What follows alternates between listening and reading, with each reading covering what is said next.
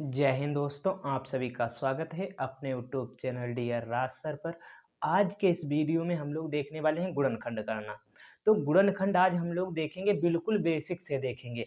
तो गुणनखंड करने के लिए हम लोगों को दो चीज़ों की आवश्यकता होती है, दो चीज़ों को देखना इसमें हमें पड़ता है। जैसे क्या देखना पड़ता है, एक तो हमें पड़ सकता है कि चर पद और अचर पद क्या होते हैं, तो वो हम पहले देखते हैं। चर और अचर क्या होता है उसे जान लेते हैं, उसके बाद हम लोग गुणनखंड करना स्टार्ट करते हैं। यदि हम बात करें चर की और अचर की, तो चर क्या क्या मतलब होता है? चर का मतलब होता है जो बदलता रहे, जो बदलता रहे, जो बदलता रहे। और अचर का मतलब है जो ना बदले, जो कभी ना बदले। इसका मतलब समझ में आया? अभी नहीं आया होगा। जैसे जो ना बदले, जैसे ए से लगाकर जेड तक कोई भी अल्फ़ाबेट हो, ए से लगाकर जेड तक। जैसे यहाँ से हमने कोई अल्फ़ाबेट लिया यक्स, यक्स का मान कभी 1 होता है, कभी एक्स बराबर -1, कभी एक्स बराबर 0, कभी एक्स बराबर 5। या बाई की बात करें तो बाई बराबर कभी 1, कभी 2, कभी 3, ये कुछ भी हो सकता है। लेकिन अचर पद की यदि बात करें, जैसे यहाँ पर 88 लिखा हुआ है, तो 88 को हम क्या लिख सकते हैं? तो 88 को हम 88 ही कह सकते हैं। जैसे 2 है, तो 2 को हम कभी नहीं बदल सकते, 2 को हमेशा हम 2 ही कहेंगे। लेकिन यक्स का मान देखो कहीं पर 5 है, कहीं पर 1 है। इसीलिए आपको समझ में आया होगा कि जो यहाँ पर 88 है, ये तो हमारा क्या हो जाएगा? अचर पद हो जाएगा। चर पद जैसे यक्स दिया है, यक्स स्क्वायर दिया हुआ है, तो इनमें ए क्या हो जाएंगे? ये हमारे क्या हो जाएंगे? चर हो जाएंगे। क्यों? क्योंकि इनका मान हमेशा बदलता रहता है। कहीं पर x बराबर 0 भी आएगा, कहीं पर x बराबर -2 भी आएगा। यानी जो ए से लगाकर जेड तक अल्फ़ाबेट हैं, वो हमारे क्या होते हैं? वो हमारे अचर होते हैं। तो इतना तो हमने समझ लिया। अब हम लोग गुणनखंड करते हैं। तो गुणनखंड करने के लिए हमें जो अचर पद होता है, उसके हमें फैक्टर करने होंगे। क्यों? क्योंकि यहाँ पर जोड़ने पर हमें क्या मिलना चाहिए? 26 मिलना चाहिए। जोड़ने पर 26 और गुणा करने पर हमें 88 मिलना चाहिए। ये जोड़ने पर और ये गुणा करने पर 88 मिले हमें। तो यहाँ पर इतना हमें जब मिल जाएगा, तब ये जो हमारा गुणनखंड है वो बहुत ही आसान तरीके से लग जाएगा। तो पहले हम इसे हटाते हैं, उसके बाद देखो लगाते हैं। तो यहाँ पर 88 है, जो इसके फैक्टर करते हैं हम लोग पहले।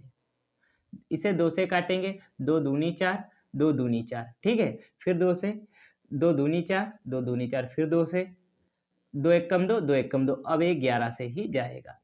तो यहाँ पर जोड़ने पर हमें कितना मिले? 26। देखो 11 दूनी कितना होता है? 22 होता है। इन दोनों की गुणा करें, 11 दूनी 22, और इन्हें 2 दूनी 4 होता है, 4 होता है। इसे यदि जोड़ें, 22 और 4 को जोड़ें, कितना हुआ हमारे पास? 26 हुआ। यदि 22 गुणे 4 करें, 4 दूनी 8, 4 दूनी 8, कितना हुआ? 88 हुआ। देखो जोड़ने पर 26 मिल गया हमें, जोड़ने पर 26 मिल गया, गुणा करने पर 88 हमें मिल चुका है। अब जब इतना मिल गया है, इसके बाद हम इसको क्या करते हैं? बस अब हमारा गुणनखंड यहाँ पर जो है वो हो जाएगा। देखो किस तरीके से होगा। जैसे यहाँ पर लिखा हुआ है x square plus 26x plus 88। बस यहाँ पर जो ये हमें अंक मिले हैं दोनों, इन्हें सिर्फ तोड़कर लिखना है। यानी जो 26 लिखा है इसे तोड़कर, जैसे बराबर एक्स स्क्वायर प्लस 26 को क्या लिख सकते हैं? 22 प्लस 4 लिख सकते हैं। क्यों? बिल्कुल लिख सकते हैं, क्योंकि यहाँ पर लिखना तो हमें 26 ही है। तो 22 प्लस 4 26 ही तो होता है। 22 प्लस 4, और एक्स है तो एक्स ब्रैकेट लगा देंगे, क्योंकि दोनों के साथ एक्स है यहाँ पर, प्लस 88 बराबर एक्स स्क्वायर प्लस 22 और x की गुणा 22x। देखो सब प्लस में है, तो यहाँ पर हमें कोई टेंशन है, प्लस ही आएगा। प्लस 22 और x की गुणा 22x, प्लस क्योंकि प्लस ही है, 4 और x की गुणा 4x, प्लस 88 हो जाएगा हमारा। ये 88 हो गया। अब यहाँ पर क्या करें? यहाँ पर देखो कुछ कॉमन मिल रहा है। हाँ, हमें क्या मिल रहा है? यक्स। यक्स कॉमन मिल रहा है, कैसे हमने जाना? यहाँ पर भी यक्स, यहाँ पर भी यक्स। यक्स स्क्वायर का मतलब है यक्स गुणे यक्स, यानी एक घाते गुणा में घाते जुड़ते हैं, आप लोगों को पता होगा। तो एक और एक घात जुड़कर कितनी हो गई, घात 2 हो गई। तो एक घातें हम लोग कॉमन कर लेंगे, एक घात कॉमन कर लेंगे। जब एक घात कॉमन किया तो यहाँ पर कितना बचा, x बचेगा। एक ही घात तो यहाँ पर बचेगी, तो एक घात लिखो या ना लिखो, x प्लस यहाँ पर कितना बचेगा, 22 बचेगा। क्यों, क्योंकि 22 जो x लिखा हुआ है 22x, इसे हम लोग लिख सकते हैं 22 गुणे x। ठीक है, इतना लिखेंगे तो यहाँ पर 22 को, यहाँ पर x कॉमन हो जाएगा तो हमारा 22 बचेगा, तो 22 हो जाएगा। यहाँ पर प्लस, तो प्लस दोनों जगह प्लस, तो प्लस भी कॉमन होगा।